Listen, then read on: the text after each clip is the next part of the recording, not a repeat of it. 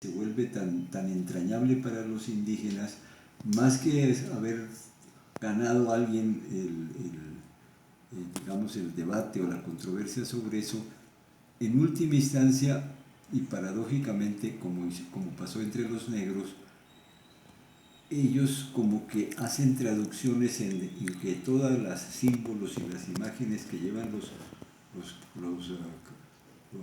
misioneros o los conquistadores incorporan allá sus propias visiones, como lo cuenta también este famoso que tú nombraste, Zapata Olivella, es decir, Manuel Changó. Zapata Olivella, Changó, el Gran Putas. el Gran Putas, y Changó es Santa Bárbara, bueno, el príncipe como Changó Santa Bárbara. En última instancia, Changó, que parece un nombre femenino, puede ser una especie de divinidad que es hermafrodita, es decir, es hombre y mujer, están las dos energías, por decirlo así. Entonces, para no desviarnos, a mí me parece que independientemente de catalogar el éxito de la misión por ese honrar la Virgen, me parece que honrando a la Virgen ellos tampoco renunciaron a su propia concepción del mundo y de la relación femenino-masculino y de la función que le adjudican a la tierra como madre. Si la tierra es madre, pues... Entonces, cuando logran el reconocimiento, nosotros llevamos ese documento, la emoción crece entre estos indígenas que empiezan a reconocerse como tales, inclusive se forma un grupo de muchachos que se llaman los renacientes. Ellos sienten que como que si hubiera llegado otra vez don Juan Chiles y están en un entusiasmo, en una euforia, en una especie de animación impresionante, y se comenta mucho sobre la figura de Juan Chiles a la medida en que se va recuperando también la tierra. En alguna de esas asambleas hay preguntas sobre Juan Chiles y alguien pregunta que por qué llegaría a ser tan sabio. Y un hombrecito, y cuando digo hombrecito no es peyorativo, sino ella es un viejito, casi que ya como en estado de demencia senil, pero muy entusiasta, con momentos de lucidez, que acompañaba todas estas reuniones y las acompañaba con gozo que uno veía. Era un viejito vulnerable, ya muy ancianito, pero con que se le notaba en su cara la alegría que sentía como de ver resurgir su pueblo. Y este mayor, cuando se preguntó sobre cómo sería don Juan Chiles tan sabio, él dijo que iba a responder esa pregunta y tomó la palabra y empezó a disvariar.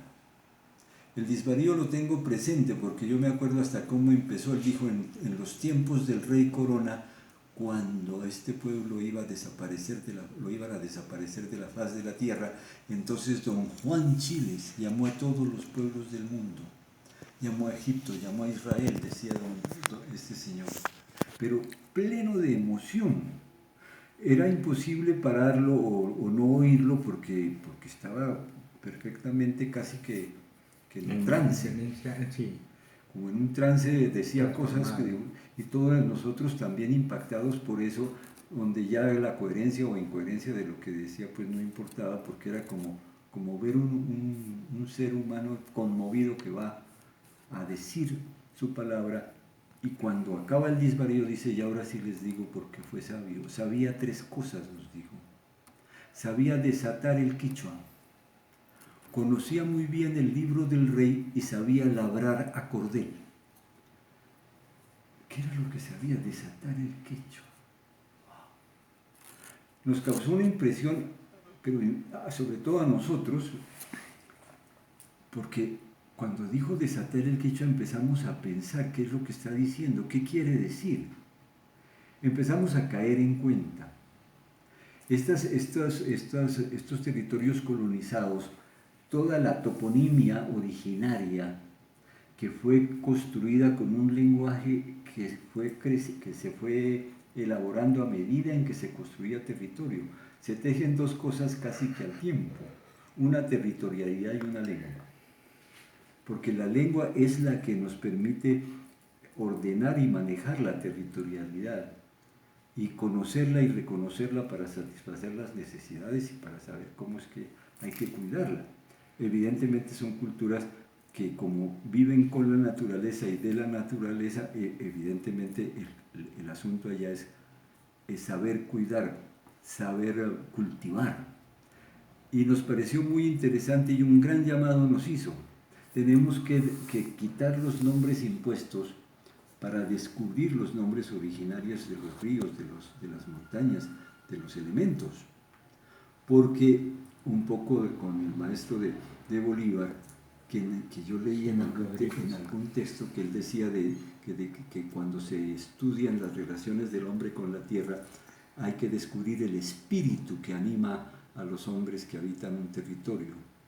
Y ese espíritu es fundamental, dice quien cita a Simón Rodríguez, y evidentemente en esta experiencia eso es así. Hay un espíritu en la gente que está recuperando su relación íntima y orgánica con esa tierra. Él nos llama la atención y después vamos a insistir con ellos, a hacer recorridos con ellos para volver a nombrar, a tratar de recuperar el sentido y el significado de esos nombres originarios de ríos y de los propios volcanes, y porque ellos dicen que el volcán de Chiles es un volcán macho y el volcán Cumbal es un volcán hembra, y en medio de los dos está el agua de donde nace el pueblo y de donde nace la vida. Bueno, esto pues realmente es muy importante para nosotros.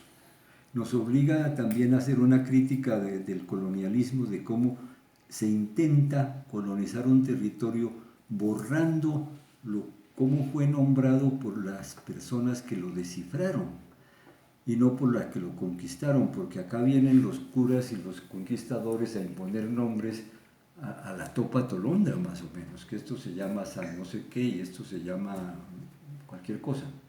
Algunos nombres que dejan de las lenguas tradicionales también los vacían de su profundo sentido, pues si quedan nombres que se llama Pasto, que se llama Ipiales, y nadie sabe por qué diablos se llamará la ciudad de Pasto, y que cualquiera puede pensar que es porque hay grandes llanuras o cualquier cosa así, ¿no? O sea, nos parece muy interesante esto de desatar el quichua, y es muy interesante para saber también algo de la botánica y de cómo la manera de nombrar está asociada a la utilidad de las cosas.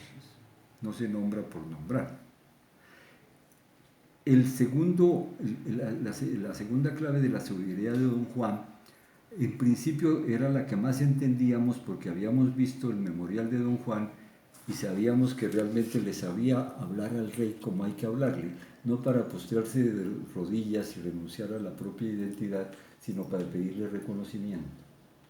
Ese reconocimiento uno intuye que al lograrlo lo ponían a oponer a los encomenderos y a los terratenientes que querían atropellarlos. Al fin y al cabo era el rey, y como decían en esa época, no solo los indios, sino también muchos campesinos, que viva el rey abajo el mal gobierno. Una manera de decir viva el rey era una manera de defenderse, de usar de alguna manera el derecho para oponerse al atropello, a la arbitrariedad de quien quiere apropiarse.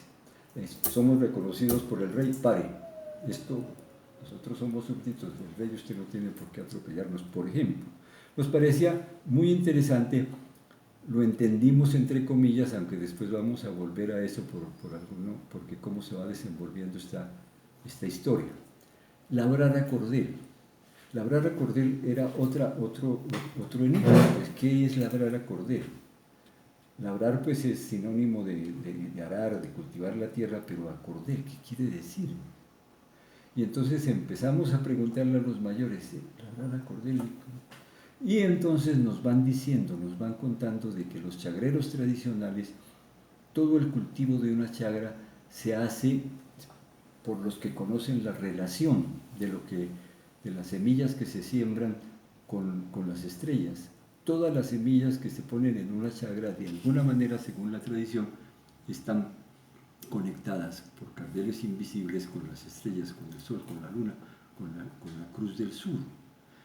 Y no es lo mismo una planta una semilla que se siembra en una época del año, la planta que va a surgir es distinta. No es de otra especie, pero su follaje, si es una papa, el tubérculo crece más o crece menos de acuerdo al momento en que es sembrada. Inclusive allí empezamos un poco a pensar de cómo se van cultivando distintas especies de papas, manejando la manera de ser cultivadas y sembradas. Y entonces se van generando distintas variedades de papas. Pero es un manejo de labrar a cordel, de saber que en relación con la energía, con el intercambio que hay y ahí es donde toma sentido lo que dijiste allá arriba, de la cosmognosis, de cómo todos los nombres son cosmorreferenciados. Nada se nombra por ser nombrado, sino que sobre todo en lo que son las plantas, la naturaleza y la comida, eso está muy vinculado. Entonces nos llamó muchísimo la atención que quien cultiva la tierra, manejando esta idea de los cordeles invisibles que relacionan la chagra con el universo, y cómo el que cultiva una chagra se cultiva el mundo y descifra el cosmos y mira las estrellas como fuentes de energía vital para sus plantas que son su comida. Esto pues a nosotros nos pareció una cosa absolutamente maravillosa. Sin embargo, en la época, este relato tan profundo, tan bello, de un